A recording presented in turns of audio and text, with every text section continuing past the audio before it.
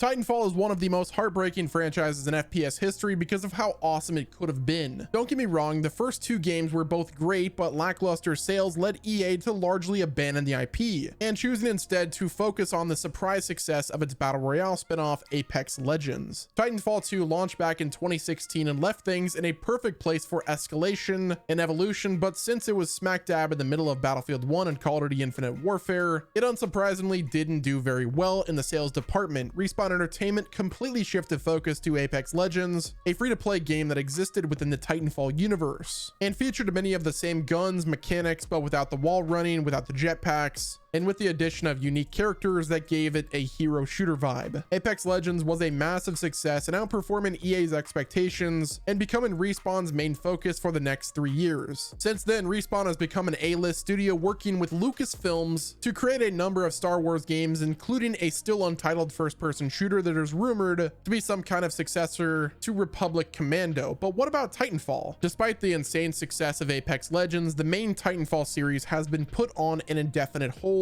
while Respawn focuses on their more successful projects. However, a number of things have been leaked in the last few months that seem to point a third Titanfall game being in the works, although not the way you may think. We're going to do a lot of digging in this video and a lot of speculation, but if we end up being right about this, Titanfall 3 may actually be closer than you think, just not in the way you were expecting. In order to predict where Titanfall is going next, we have to understand why it failed in the first place. The original Titanfall was the very first game from Respawn Entertainment, a studio made up of former Infinity Ward employees who left the company after a falling out with parent company Activision. Following the launch of 2009's Modern Warfare 2, there was a giant legal battle between Activision and the two heads of Infinity Ward that ended with both of them being let go. In response to the news, a giant percentage of Infinity Ward employees left the company, and a number of them teamed up with Infinity Ward's original leaders to create a brand new studio. Given the fact that this was during Call of Duty's golden age, a new studio made up of COD developers was huge news, and the studio quickly signed a deal with Activision's main competitor, EA, and got to work on their first major project, a multiplayer first-person shooter meant to give COD a run for its money. Titanfall was meant to be a futuristic FPS with silky smooth gameplay, addictive progression, and a fast pace with some key additions that would set it apart from COD. You could double jump, you could run on walls, there were a bunch of awesome gadgets that you could use, and there were gigantic mechs that you could call in and completely shift the tide of battle. Titanfall was a completely unique experience, and it was absolutely worth the hype. So why did it flop? Well, the gameplay may have been fantastic, but just about everything else had issues. Aside from a handful of major technical and server issues that were present on launch day, Titanfall was a full-price $60 game that was multiplayer only, which was a very hard sell. The steep price tag for a brand new multiplayer only IP ended up shooting EA and Respawn in the foot because nobody really wanted to take a risk, and then on top of all of that, the game was never released on the PlayStation. Instead, it was exclusive to PC, Xbox 360, and Xbox One. And since this was 2014, Xbox's reputation was pretty awful. The Xbox One was flopping so hard, a full price multiplayer only game obviously wasn't going to sell very well on that console. The technical issues, the high price tag, unfavorable platform selection resulted in Titanfall being a financial disappointment for EA despite the positive reviews. Thankfully, it managed to sell just enough to justify a sequel, but that's where things got pretty tragic. Titanfall 2 was released in 2016 and was an all-around improvement over the original. The single player campaign was absolutely fantastic, and the multiplayer was improved upon in every possible way. Plus, the game was released on the PlayStation 4 as well as the Xbox and PC, which greatly increased the potential buying pool. So what went wrong this time? Well, despite the rave reviews and extensive marketing, EA made the galaxy brain decision to launch Titanfall 2 right between Battlefield 1 and Call of Duty Infinite Warfare, two of the most hyped games of the entire year. It truly didn't matter how good Titanfall 2 was, because it was never going to be either one of those FPS behemoths, especially now with the insane amount of hype surrounding BF1's return to a classic setting and Infinite Warfare's inclusion of COD 4 Remastered. Titanfall 2 may have received the best reviews of all three games, but it sold the worst by a long shot, dramatically missing EA sales expectations and causing the publisher to pretty much abandon the series. It wasn't until the Battle Royale trend started in the late 2010s that EA even thought about